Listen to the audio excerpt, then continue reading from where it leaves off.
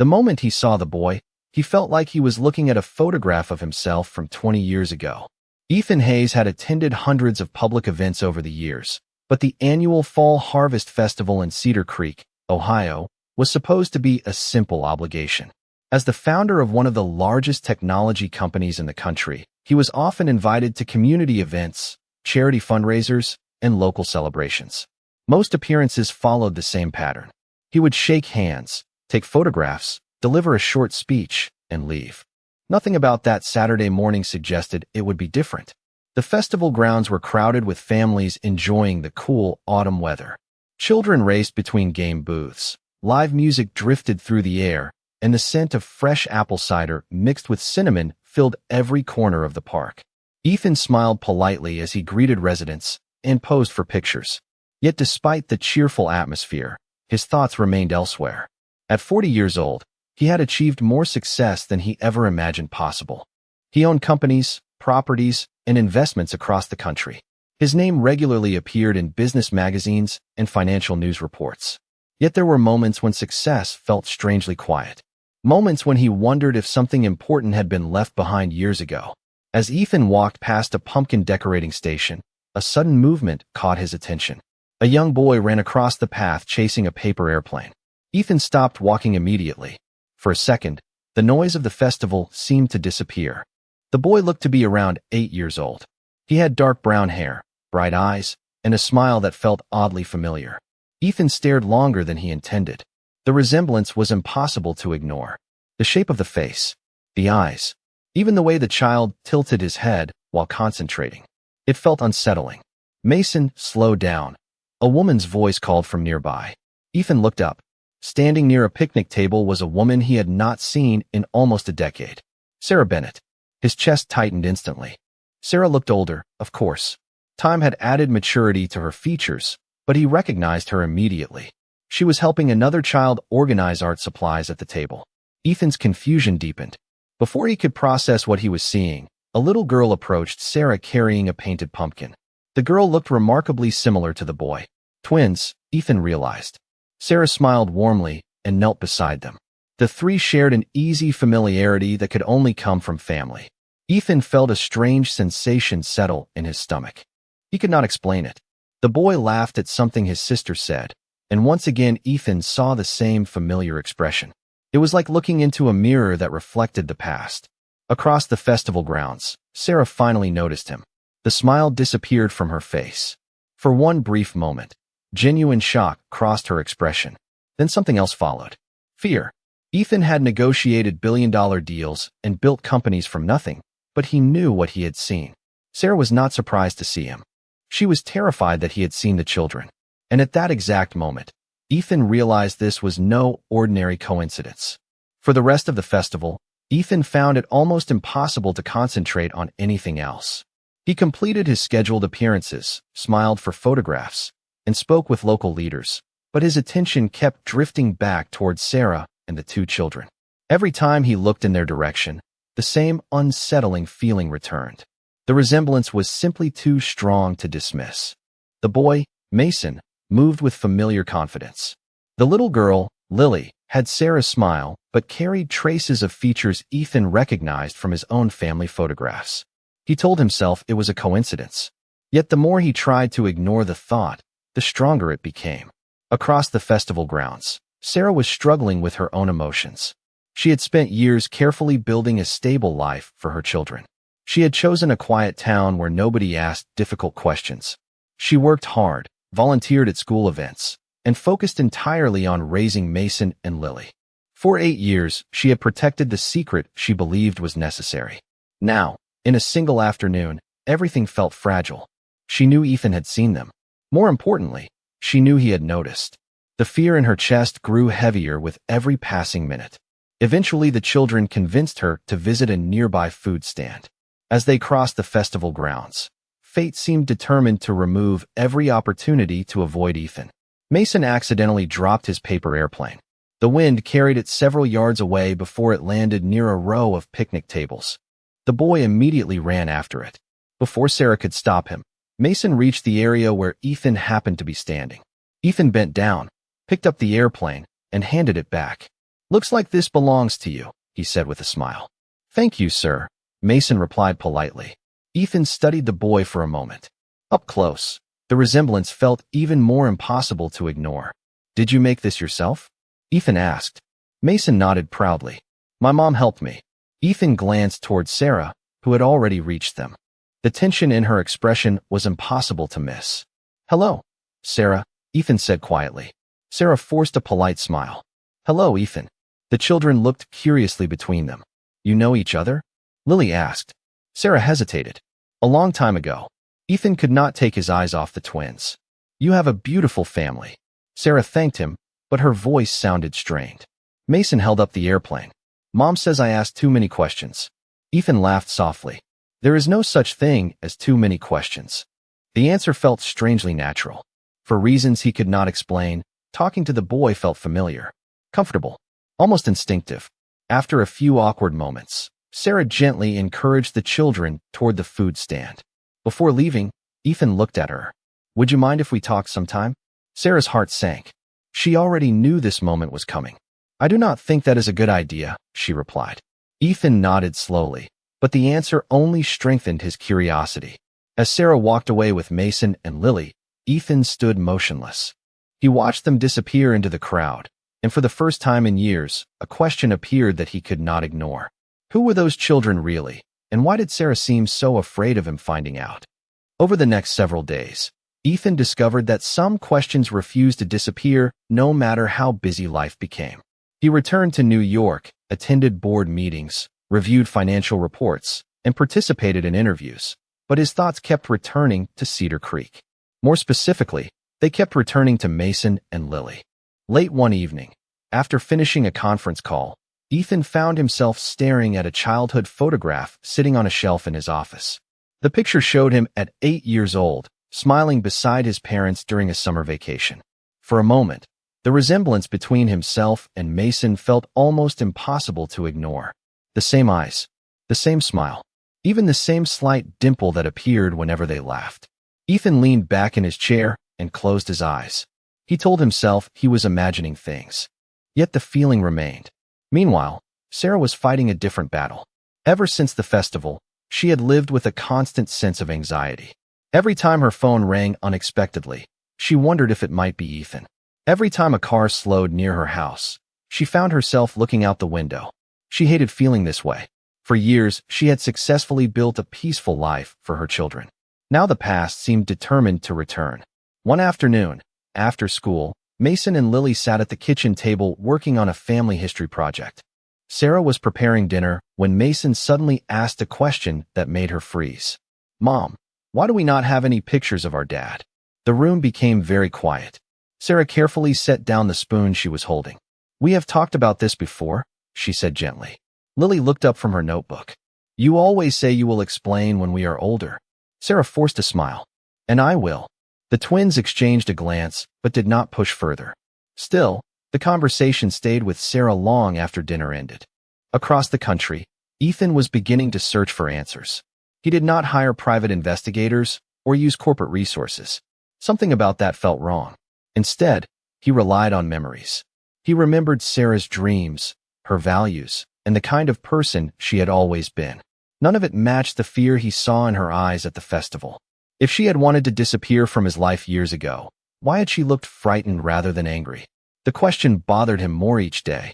A week later, Ethan found himself back in Cedar Creek under the excuse of visiting a regional business project. After finishing his meetings, he walked through the town square. As fate would have it, he spotted Mason and Lily leaving a bookstore with several library books tucked beneath their arms. The twins had not noticed him yet. Ethan watched them for a moment. They laughed together while discussing a science project. Then Mason turned his head, and once again Ethan felt that strange shock of recognition. This was no longer curiosity. It was something deeper. As the twins disappeared down the sidewalk, Ethan made a quiet promise to himself. Whatever secret Sarah had been protecting all these years, he was going to find the truth. And for the first time, he began to suspect that the answer might change his entire life. Sarah had always believed that if she worked hard enough, loved her children deeply enough, and stayed focused on the life directly in front of her, the past would eventually lose its power. For 8 years, that belief had carried her through every challenge. She balanced work, parenting, school events, doctor appointments, and countless ordinary moments that made up family life. Mason and Lily were her world. Everything she did revolved around giving them stability, happiness, and opportunity. Yet ever since Ethan reappeared, she felt the foundation of that carefully built life beginning to shift. One rainy Saturday afternoon, the twins were helping organize old boxes in the hallway closet. Sarah was folding laundry nearby when she heard Lily call out, "Mom, look what I found." Sarah turned and immediately felt her heart stop. In Lily's hands was an old photograph. Sarah crossed the room quickly and took it before either child could study it too closely. The picture had been taken nearly 10 years earlier. It showed a younger Sarah standing beside Ethan at a summer charity event. Both were smiling. Both looked happy. "Who was that?" Mason asked. Sarah hesitated. "An old friend." The twins accepted the answer for the moment, but Sarah knew children were often more observant than adults realized. Later that evening, after Mason and Lily had gone to bed, Sarah sat alone at the kitchen table holding the photograph. She stared at Ethan's face for several minutes. Memories she had spent years trying to silence came rushing back. She remembered late-night conversations about dreams and ambitions. She remembered the future they once imagined together. Most of all, she remembered the day everything fell apart. A misunderstanding, painful circumstances, and a decision she believed was necessary had changed the course of 3 lives. At the time, she convinced herself she was protecting everyone involved. Now she was no longer certain. Across town, Ethan was staying at a small hotel during another business visit to Cedar Creek. Earlier that day, he had stopped by the local bookstore where he first spotted the twins the week before. The owner happened to recognize him and mentioned seeing Sarah there regularly with her children. The conversation was innocent enough, but one detail lingered in Ethan's mind. "Those twins are wonderful kids," the owner had said. "Sarah has done an incredible job raising them on her own." On her own. The words echoed in Ethan's thoughts. If Sarah had truly been alone all these years, why? More importantly, why did every answer seem connected to him? The next morning, fate intervened again. Ethan visited a community farmer's market near the town square. While browsing local produce stands, he noticed Sarah and the twins across the street. This time he did not walk away. He approached slowly, determined to remain respectful. The children greeted him with enthusiasm. Mason immediately began explaining a science project he was building for school. Ethan listened carefully, asking questions and encouraging him. Lily joined the conversation moments later. Watching the twins interact felt strangely natural. Sarah noticed it too. She watched Ethan smile at her children, and for the first time her fear mixed with something unexpected. Guilt. Because deep down, she knew the truth was becoming harder to hide. And somewhere inside her heart, she also knew Ethan deserved answers that she had withheld for far too long. The following week brought an unexpected moment that neither Sarah nor Ethan could have predicted. It began on an ordinary Tuesday evening. A cold rain was falling outside as Sarah helped Mason and Lily finish their homework at the kitchen table. The twins had a school project due the next day, and they were searching for old family photographs to include in a presentation about personal history. Sarah thought she had already removed anything sensitive years ago. She was wrong. While looking through a storage drawer in the living room, Mason discovered a small envelope tucked behind several photo albums. "Mom, what is this?" he called. Sarah walked into the room and immediately felt her stomach tighten. The envelope looked familiar. Too familiar. She carefully took it from his hands and forced a calm smile. Just some old papers. The children returned to their project, but Sarah's pulse continued racing. Later that night, after the twins were asleep, she opened the envelope alone. Inside was a photograph she had not seen in years. It showed Ethan and Sarah standing together at a charity event shortly before their lives changed forever. Behind the photograph was something even more important. A handwritten note from Ethan. The date on the paper was only weeks before she had left town. Sarah sat quietly at the kitchen table as memories flooded back. Across Cedar Creek, Ethan was experiencing a discovery of his own. Earlier that day, he had visited the town library to donate funding for a children's reading program. During a conversation with the librarian, he happened to notice a community photo display featuring local families over the years. One photograph instantly caught his attention. It had been taken at a town fundraiser 8 years earlier. Sarah was standing in the background holding two infants. Ethan moved closer. His heart began pounding. Even though the babies were only a few months old in the picture, the timeline struck him immediately. He quickly did the math in his head. 8 years. The same age as the twins. The same period when Sarah disappeared from his life. The coincidence felt impossible. That evening, Ethan returned to his hotel room, unable to think about anything else. He opened his laptop and reviewed old photographs from his own past. Then he found one from his childhood. Side by side, the similarities became undeniable. The same eyes, the same smile, the same facial structure. For several minutes, he simply stared at the screen. A realization was beginning to form, but he was almost afraid to say it out loud. The next morning, Ethan made a decision. He drove to Cedar Creek Park, where Sarah often took the twins after school. Sure enough, he found them near a playground. Mason and Lily were laughing while racing across the grass. Ethan watched quietly from a distance. Then something happened that made his breath catch. Mason tripped slightly while running, recovered his balance, and made a familiar gesture with his hands. It was a habit Ethan himself had done since childhood. A tiny movement, an insignificant detail, yet somehow it felt more convincing than any photograph. At that moment, Ethan no longer believed he was imagining things. As Sarah turned and noticed him standing nearby, she saw the expression on his face and immediately understood. The questions she had avoided for 8 years were finally about to be asked. Sarah knew the moment she saw Ethan standing near the playground that there was no longer any way to avoid the conversation. Something had changed in his expression. The uncertainty was gone. In its place was quiet determination. The twins continued playing while Ethan slowly approached. For a few seconds, neither adult spoke. The sounds of children laughing and swings moving through the air filled the silence between them. Finally, Ethan looked toward Mason and Lily before turning back to Sarah. "I need you to tell me the truth," he said softly. Sarah closed her eyes for a brief moment. She had imagined this scene countless times over the years. Somehow it was both easier and harder than she expected. "Not here," she replied quietly. Ethan nodded. An hour later, after arranging for a trusted neighbor to watch the twins, Sarah met Ethan at a small coffee shop on the edge of town. Rain tapped gently against the windows as they sat across from each other.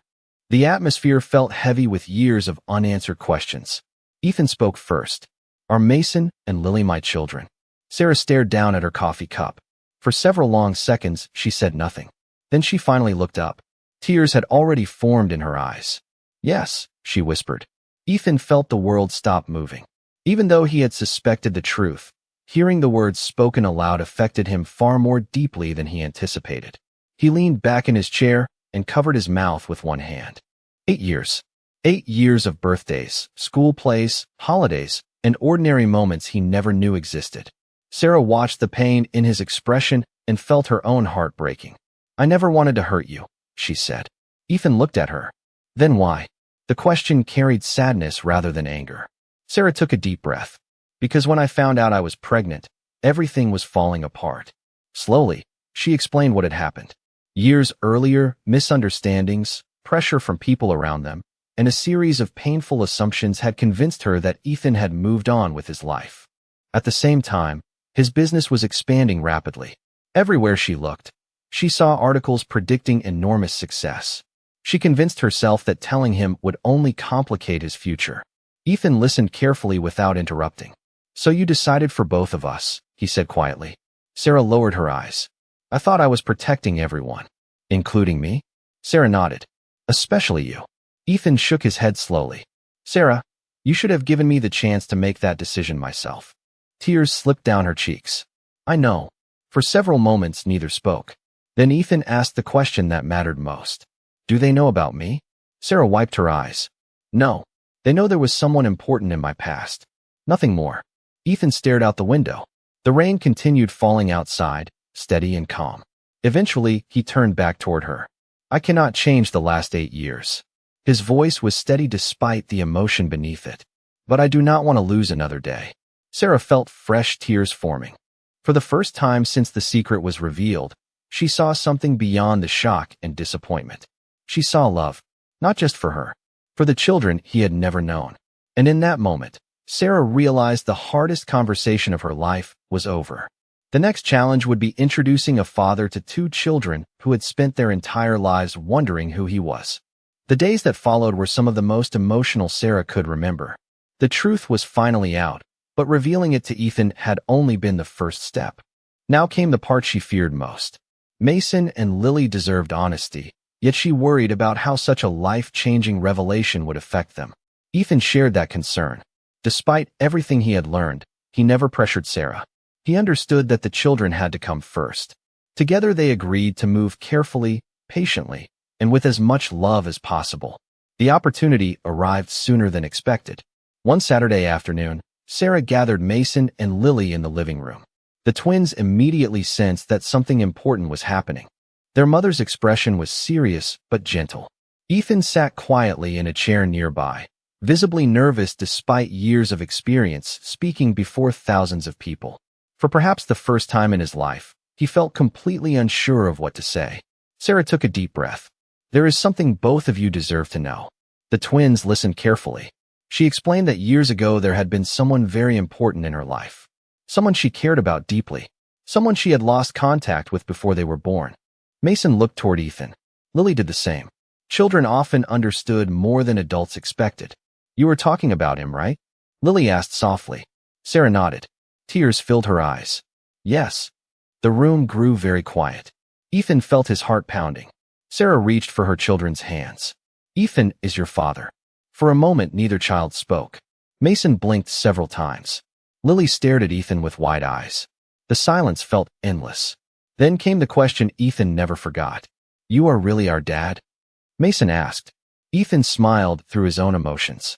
"Yes, I am." The boy looked at his sister. Lily looked back at him. Then both turned toward their mother. "Did you know this the whole time?" Lily asked. Sarah nodded. "I did." The twins processed the information in their own way. There was confusion. There were questions. But surprisingly, there was very little anger. Children often accepted truths more naturally than adults expected. What mattered most to them was not the past. It was the present.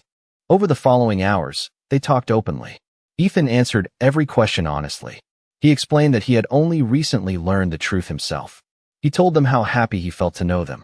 He listened as they described school, hobbies, favorite books, and future dreams. By the end of the afternoon, something remarkable had happened. The awkwardness began fading. When Mason excitedly showed Ethan a science project he was building, Ethan immediately became interested. When Lily shared her drawings, he listened as though each one belonged in a museum. Sarah watched from across the room, overwhelmed by emotions she could barely describe. That evening, Ethan joined the family for dinner. Nothing extraordinary happened. There were no dramatic speeches, no grand gestures, just conversation, laughter, and ordinary moments. Yet somehow those simple moments felt more meaningful than anything money could buy. As the evening ended, Ethan prepared to leave. Before he reached the door, Lily suddenly ran forward and hugged him. Ethan froze in surprise before carefully returning the embrace. "Good night, Dad," she said quietly. The single word struck him with incredible force. For 8 years he had unknowingly missed countless moments. But standing there in that small house, hearing his daughter call him Dad for the first time, Ethan felt something he had never experienced before. He finally understood that the greatest part of his life was not ahead of him or behind him. It was standing right in front of him. For a while, everything seemed to be moving in the right direction. Ethan became a regular presence in Mason and Lily's lives. He attended school events whenever his schedule allowed, helped with science projects through video calls when he was traveling, and quickly learned the details that mattered most to his children. He knew Mason loved astronomy and could spend hours talking about planets. He knew Lily carried a sketchbook everywhere and dreamed of becoming an artist one day. Every new discovery felt precious because it represented years he could never get back. Yet as the excitement of the reunion settled into everyday life, a quieter challenge began to emerge. Sarah noticed it first. One evening, after Ethan spent the afternoon with the twins, she sat alone on the front porch watching his car disappear down the road. Instead of relief, she felt an unexpected ache in her chest. For years, she had been the center of her children's world. Every decision, every problem, every success had passed through her. Now that Ethan was becoming part of their lives, she found herself struggling with emotions she had not anticipated. She was happy for the children, truly happy, But she was also afraid. A few days later, that fear became impossible to ignore. Mason returned home from a weekend outing with Ethan, carrying a telescope. It was not extravagant or excessive. In fact, Ethan had carefully chosen something practical and educational. Mason was thrilled. He spent the entire evening studying the night sky. Sarah smiled and encouraged his enthusiasm, yet a troubling thought lingered in the back of her mind. What if the children eventually preferred Ethan's world? What if his resources, opportunities, and experiences made her own efforts seem small by comparison? The fear embarrassed her, but it was real. Meanwhile, Ethan faced fears of his own. One afternoon, he met with a longtime friend who congratulated him on reconnecting with his children. Ethan smiled politely, but later admitted something he had not told anyone else. "I keep feeling like I am one mistake away from losing them," he said quietly. His friend looked surprised. Ethan stared out the window. "I missed 8 years. I cannot stop thinking about it. Every time Mason laughs or Lily tells me a story, I wonder how many moments just like that I never got to see." The regret remained heavy despite the joy he now felt. Several days later, Sarah and Ethan finally discussed their concerns. They met at a small park while the twins attended a school activity nearby. The conversation began cautiously, but soon became honest. Sarah admitted her fears first. She explained how difficult it was to adjust after years of handling everything alone. Ethan listened carefully without judgment. When she finished, he surprised her with his response. "Sarah, I am afraid too." She looked at him in confusion. Ethan smiled sadly. "You are afraid the children will need you less. I am afraid they will never fully need me at all." The honesty changed everything.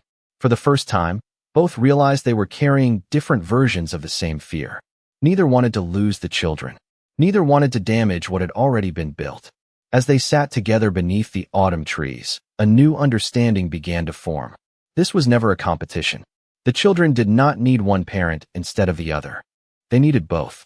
And for the first time since the truth had been revealed, Sarah and Ethan began to see a future that felt less like a complicated problem and more like a family learning how to find its place together.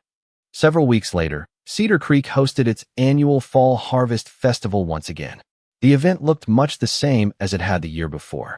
Families filled the town square, children raced between activity booths, and the scent of apple cider drifted through the cool autumn air. Yet for Sarah, Ethan, Mason, and Lily, everything felt completely different. The festival was where the secret had first begun to unravel. It was where Ethan had noticed a young boy who looked remarkably familiar. It was where years of hidden truth started moving toward the surface. Now, as the four of them walked together through the crowded festival grounds, there were no secrets left to carry. Mason and Lily moved ahead excitedly, eager to visit their favorite attractions. Sarah and Ethan followed behind at a slower pace. The tension that once existed between them had gradually been replaced by trust. It had not happened overnight. There had been difficult conversations, emotional adjustments, and moments of uncertainty. But through all of it, they had learned something important. Family was not built through perfection. It was built through honesty, patience, and the willingness to keep showing up for one another. As they passed the pumpkin decorating station, Ethan paused. The memory immediately returned. This was the exact place where he first saw Mason. The exact place where everything changed. He smiled quietly. "I never imagined my life would look like this a year later." Sarah looked at him. "Neither did I." Before either could say more, Lily ran over carrying a painted pumpkin. "Look what I made." Ethan examined it carefully. One side showed a small house. The other side showed 4 stick figures standing together beneath a bright orange sun. "Who are they?" he asked. Lily rolled her eyes playfully. "Us, obviously." Ethan laughed. So did Sarah. The simplicity of the answer somehow made it even more meaningful. Later that afternoon, the family settled near the music stage to watch a local performance. Mason excitedly pointed toward the night sky as the first stars began appearing overhead. He immediately started discussing constellations and planets. Ethan listened with genuine fascination while Lily sketched in her notebook beside them. Sarah watched the scene quietly. For years, she had carried the weight of every decision alone. She had worried constantly about protecting her children. She had convinced herself that secrecy was necessary. Looking at her family now, she finally understood that fear had never been the answer. Love had been. As evenings settled over the festival, Fireworks were replaced by hundreds of lanterns released into the sky as part of a community tradition. Families gathered together, each lantern carrying a written wish or hope for the future. Mason carefully wrote his message before helping Lily with hers. Ethan and Sarah did the same. A few minutes later, all 4 lanterns rose into the night. Nobody asked what the others had written. Somehow it did not matter. Their hopes were already visible. They stood side by side watching the lights drift upward until they